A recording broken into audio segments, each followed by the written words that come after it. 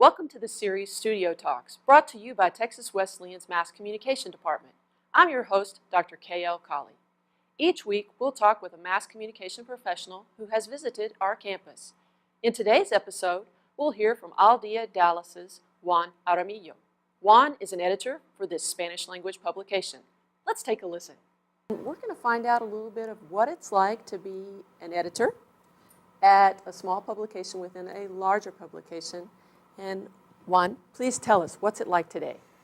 Well, an editor today begins very early, and the first thing we have to bring attention to is our website. You have to put stories very early, and we have to curate these stories because we also need to think in an audience as well, and we have to think in the right headline so the story can be searched. So that's part of our daily routine now.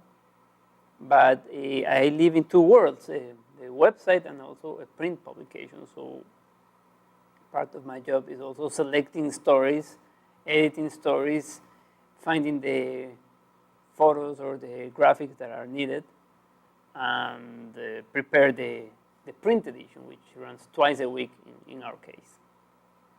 So you have the job of 2, 3, 4 people? How many? Right now, I have the job of 3 people because one is gone, so we have to assume other people's duties. But normally, I'm the presentation editor, which means I'm in charge of the layout, of making sure that the design of the newspaper is what we want, has the right size of photographs for our audience. And I think, for instance, that stories shouldn't be that long.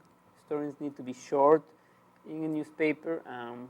We have to think in an audience as well. We have to think in terms of the readability of the story, and we put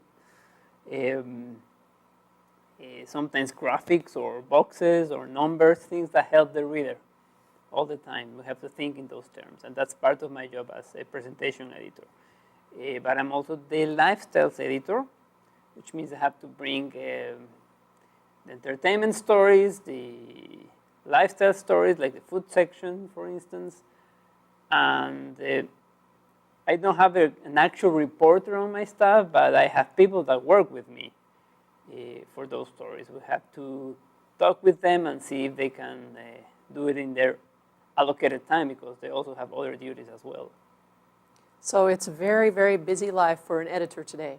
It's very busy, and we also close late. Like sometimes we need, even though our deadline is 8 p.m., that means that the last 2 hours in a print publication are very tense, very intensive, and you can see us working at that period of time. Everybody's very focused on the edition.